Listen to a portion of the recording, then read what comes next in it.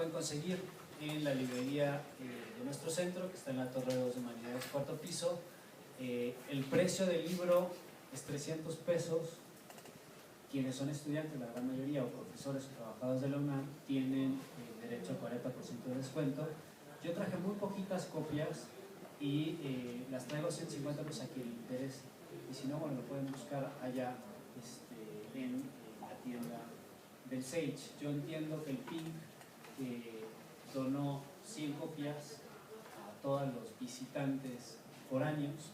Entonces los que estamos aquí, porque lo podemos conseguir aquí, nos toca pagar. Y además un poco justo porque concentramos el grueso de la riqueza del país en el Distrito Federal de la zona metropolitana, así que nos toca. De modo. ¿Alguna pregunta o comentario?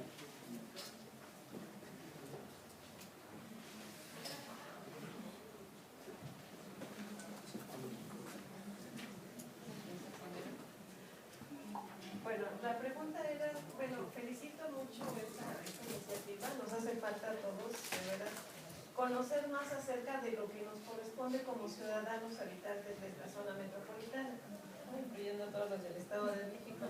Pero bueno, más allá de estas cuestiones del derecho a la ciudad y hablaban del derecho al transporte, me quedé con la duda del derecho a la movilidad para incluirnos los peatones, los ciclistas, los que andan en trajineras, no sé. Porque efectivamente como que el transporte público igual y sigue contribuyendo, a lo mejor ahí es algo muy específico del derecho a la movilidad, ¿no? Eso sería como una de las cosas que pudiéramos como trabajar más, ¿no? Al respecto. Todo y gracias.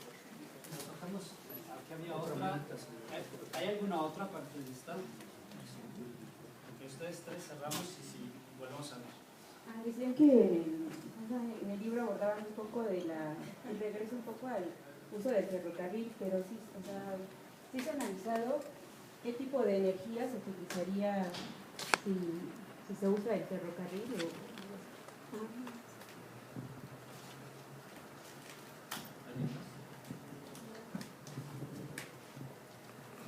Buenas tardes, se me hizo muy interesante la presentación del libro. ¿Han pensado, ya que hacen todo este tipo de investigaciones, en realizar un proyecto de cómo sensibilizarnos a nosotros como ciudadanos? Porque digo, hay personas que para ir a comprar algo a la tienda a la esquina utiliza el automóvil, ¿no? O incluso cómo se han modificado muchos espacios en la ciudad, pues precisamente para integrar el auto, ¿no?, a nuestras vidas.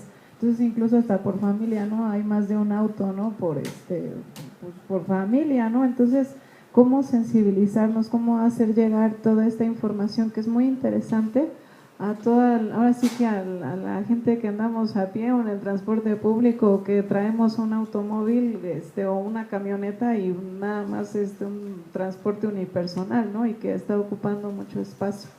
Gracias. ¿Alguien más? ¿Alguien quiere contestar? Pues podemos ser todos, no para saber quiénes.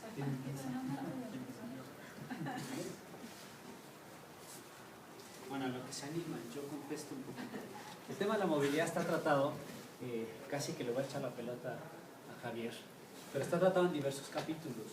O sea, la discusión de Carlos Guzmán tiene que ver con eso, que ya no podemos hacer política pública de transporte, eso no tiene ningún sentido. Y se tiene que hacer desde la perspectiva de la movilidad, que implica todas las modalidades de transporte, incluyendo la privada, porque tampoco vas a deshacerte del sistema de transporte privado y tampoco puedes de la noche a la mañana, ¿no? Por ejemplo, ¿qué pasa con los vehículos de emergencia? Los quitamos porque son privados, entonces no los puedes quitar del todo. Entonces esa discusión es una discusión que se está dando en el diseño de política pública de movilidad en Europa. Hay todo un libro blanco sobre movilidad en Europa, se discute en Estados Unidos, tal vez con un poco más de reticencia. En América Latina hay algunos lugares donde se está discutiendo esto. En Colombia hay un avance interesante, sobre todo en Cali, sobre el tema de movilidad. Y digo Cali porque además Carlos es uno de los asesores ahora del gobierno de Cali para impulsar la movilidad en Colombia, entonces sé que sí va por ahí el asunto. Y bueno, ya nos dirá Javier cuál es su opinión al respecto. Yo nada más quería atender una de las preguntas sobre el tema de los combustibles. El hecho de que utilizamos transporte base a combustible fósil, aunque contamina, el problema no es el sistema de transporte en particular como una unidad, sino la cantidad que tenemos. Si tenemos un ferrocarril a diésel, la capacidad carga que tiene, sea de carga o de pasajeros por kilómetro, es altamente eficiente comparado con el automóvil. Entonces el problema no es que vaya diésel, el problema es que sustituyamos ese transporte de ferrocarril por cientos de camiones, por ejemplo, que es lo que nosotros deberíamos. Si uno sale por cualquiera de las salidas de la Ciudad de México, uno mira la cantidad de camiones de carga que hay y uno dice, bueno, a veces es el tren, porque van camión seguido de camión, y es una aberración, o sea, no tiene ningún sentido. ¿Por qué no hay un tren ahí que sea mucho más eficiente? En fin, este tipo de cuestiones son las que se están discutiendo. Hay uno de los capítulos, el capítulo que nosotros hicimos el cálculo para la zona metropolitana. Entonces, para que tengas una idea muy clara de qué es lo que sucede con las contribuciones de cada una de las modalidades de transporte motorizado. Por ejemplo, la motocicleta aporta 128 gramos por pasajero kilómetro. Esa es la estimación que nosotros hicimos. Para el automóvil privado son 140 gramos por pasajero kilómetro. Para las camionetas, 280 gramos, o sea, el doble, ¿no? Una pick-up 278, es prácticamente lo mismo. El taxi 117, hay algunos supuestos para este tipo de cálculos, ustedes pueden revisar. Para el microbús, los supuestos esencialmente es cuántos pasajeros van por modalidad y la eficiencia promedio de cada una de estas modalidades. En el microbús estamos hablando de 49 gramos. En el caso del autobús estamos hablando de 18 gramos, autobús a diésel. En el caso del metro estamos hablando de un promedio de 30 gramos, perdón, de 300 gramos por pasajero, pero denota que el caso, por ejemplo, del metrobús tenga 13 gramos. El metro tiene un problema. El metro es la alta variación que tiene. Si va en una capacidad máxima de todos los pasajeros sentados, imagínense el metro que no haya una sola persona de pie, que no sucede en las horas pico obviamente, el costo es 56 gramos por pasajero. Pero si nos vamos al punto máximo, la hora pico máxima de transporte del metro de la Ciudad de México, se puede caer hasta 12.5 gramos por pasajero. Casi igual, poquito más abajo que el metrobús, pero prácticamente lo mismo. Este tipo de cálculos, más allá de que busquen ser exactos, que no lo son, lo importante para el diseño de política pública es que permite también verificar qué opciones son, solo en términos de cambio climático, más eficientes. Luego hay que meter otro tipo de variables, ¿no? Que tiene que ver con cuestiones de democracia o acceso a la movilidad, que tiene que ver con afectaciones ambientales, que tiene que ver con una modalidad no es excluyente de la otra. Entonces, por ejemplo, muchos de los cálculos que se hacen en la política pública, les doy uno y con esto termino, es por ejemplo el cálculo de la línea 12, de cómo se iban a reducir las emisiones de la línea 12 del metro, no está muy claro, ¿eh? Quien haya revisado el estudio de factibilidad de la línea 12, no está claro cómo midieron. No se sabe cómo asumieron el grado, el número de coches que se van a salir de la vía pública por la construcción de la línea 12 del metro. Sí queda claro en el caso del Metrobús, aquí está el cálculo, se puede discutir el cálculo de los supuestos, pero en la línea 12 no está muy claro. Y casi todos los pasajeros que se mueven en la línea 12 del metro, o que actualmente se mueven en el microbús, se va a mantener más o menos, esa es la estimación que nosotros creemos, se va a mantener más o menos la misma proporción de movilidad. La gente que se movía en transporte público se va a mover ahora en metro, y la gente que se mueve en coche privado a lo largo del recorrido de la línea 12 se va a seguir moviendo en el coche privado. Hay un gran problema con el coche privado, porque el coche privado es la gente que tiene más recursos, usualmente la clase media para arriba.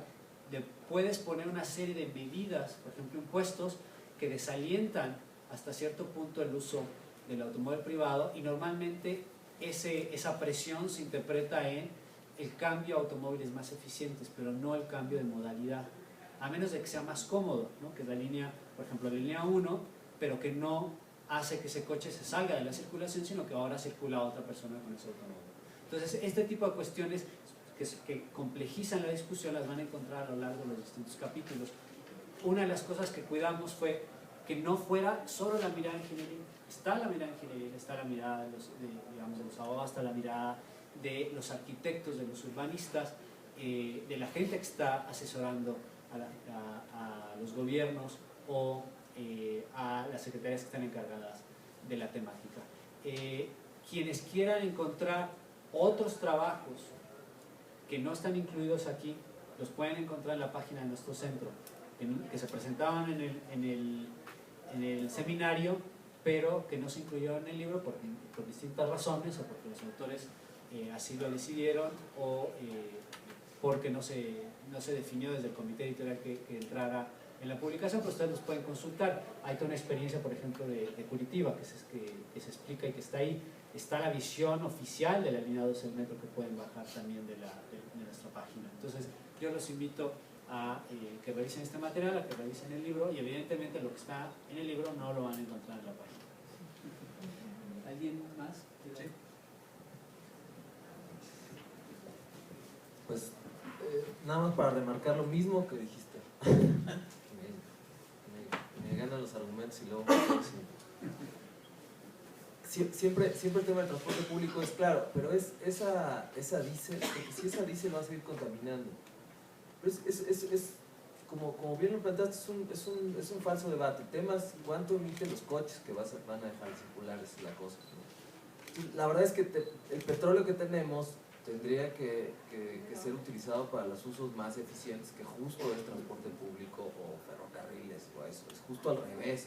El transporte público es el que tiene que usar el petróleo que tenemos, y los coches son los que tienen que reconvertirse a lo que quieran menos a petróleo, ¿no? No lo que quieran, pero a usos más eficientes, a cambio modal. Eso es la clave, ¿no? Entonces cuando la gente defiende tiene que ser un autobús eléctrico, no es eso. El autobús está bien que esté diésel. Digo, las emisiones por ejemplo, los autobuses de la línea 4 son bajísimos, son Euro 5 los motores, con mejores combustibles serían todavía mejores. En fin, ahí yo creo que el tema quizás el debate sobre el tema ferroviario es que la capacidad de logística de los autobuses, de los camiones es tan alto que es dificilísimo establecer una red competitiva en ferrocarriles. Ese es el gran problema.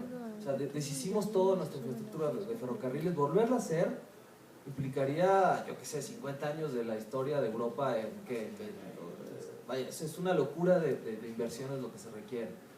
Ahora, podemos lograrlo, pero se necesita que todas las políticas confluyan en un objetivo, lo cual en este país sería raro, ¿no? Por hablar bien. Entonces, digamos, el reto es muy grande en el tema ferroviario. Y la otra sobre cómo convencer a los automovilistas o a los ciudadanos. Por ejemplo, la cuarta parte de los viajes son de menos de 5 kilómetros, que son viajes que se pueden hacer en bicicleta en 20 minutos y se hacen en coche. La cuarta parte de los viajes en auto, son de menos de 5 kilómetros. Sería muy fácil hacer el cambio, es muy fácil teóricamente, ¿no? pero hay que hacerlo. Entonces pasa, la respuesta estándar del ciudadano es que yo me bajaría del coche si tuviera transporte público adecuado.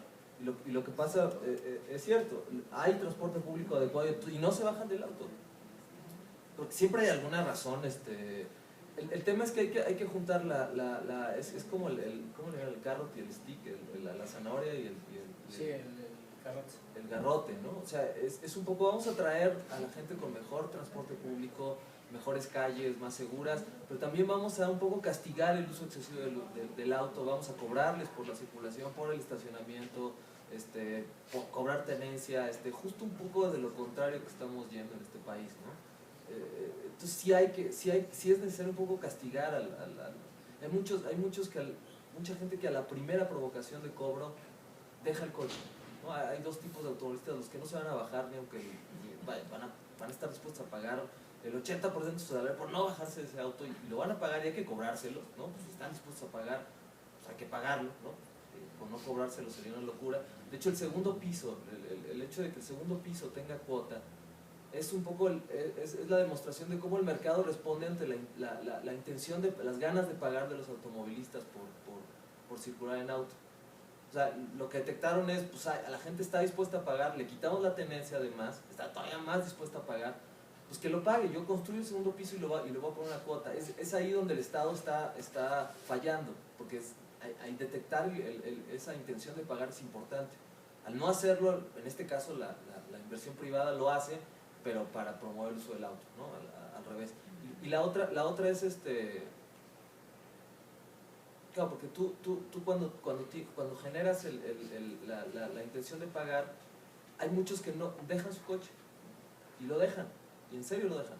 Hay mucha gente que usa el coche y cuando ve que hay congestión o que no hay estacionamiento, se va en metro, no tiene bronca. Esas son un poco las personas que hay que enfocarnos para reducir el uso del coche. Pero son las dos, no es solo la oferta, es la oferta y en fin, no solo es la oferta de buen transporte público, sino también el incidir en la demanda a través de varios mecanismos.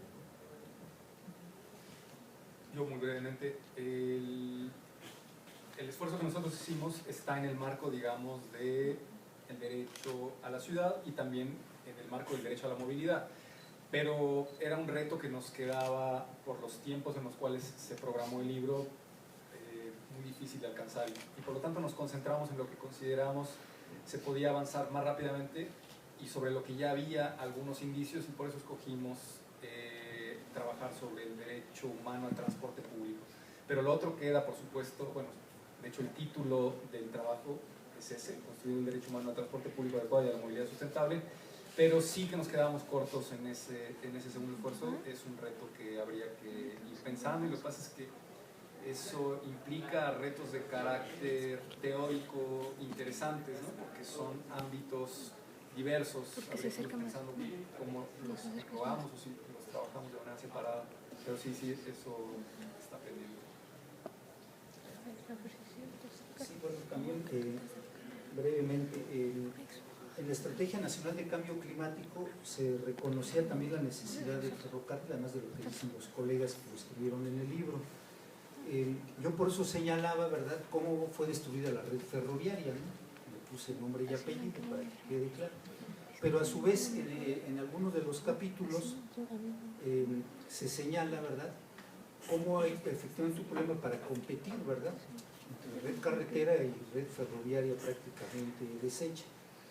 Sin embargo, bueno, cuando se piensa en largo plazo y demás, etcétera, además de medidas que requieren cierta regulación inmediata, en fin, de aplicación programática casi a la de ya, también tenemos que considerar, además de lo que decía Giancarlo, se refirió a la eficiencia energética, también a lo que es las emisiones como tales, ¿no?, que también es un componente importante, y otro más que nos refiere Rascón, el costo respecto al Producto Interno Bruto en equivalencia de accidentes carreteros, me parece que sobrepasa el 2%. Hace varios años, en el Programa Nacional de Comunicaciones y Transportes, justo en la época de Zedillo, se publicó en Diario Oficial, en fin, en su momento, se hablaba del 1%, quiere decir que habría que hacer un recuento muy preciso, muy a detalle, pero quizás quiere decir que se duplicó, ¿verdad?, el costo del Producto Interno Bruto con la reducción, pues no tan gradual, ¿verdad?, pero bueno, de alguna manera tampoco fue un golpe y porrazo del ferrocarril, y lo que está ocurriendo casi 15 años después.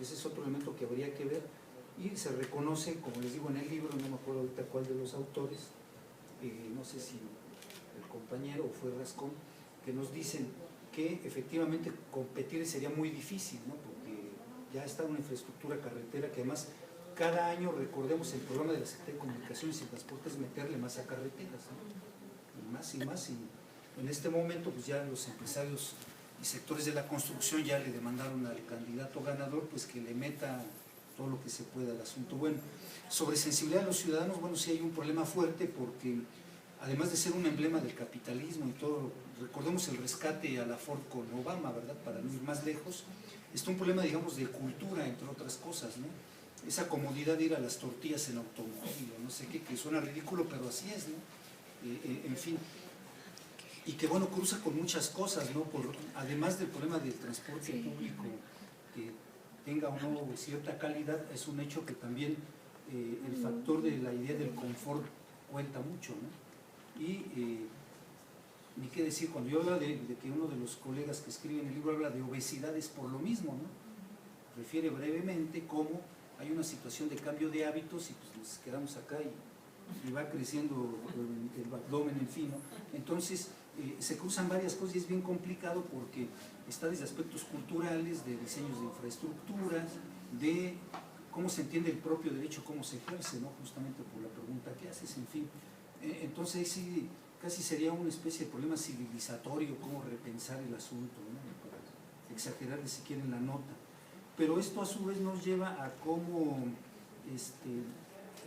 reconocer otros aspectos que existen, ¿no? En el libro también se señala que la mayor parte de emisiones de gases invernadero en la metrópoli es por autos nuevos, ¿verdad? Los autos nuevos, dentro de los millones de vehículos que circulan en el Valle de México, corresponde, no me acuerdo si el 70% de emisiones a los autos nuevos, justamente, ¿no? Entonces, como ven, mientras más le buscamos, más le hallamos, ¿verdad? Y bueno, quiere decir que tendrá que haber más libros, más investigaciones, ¿verdad? Entre otras cosas. Gracias.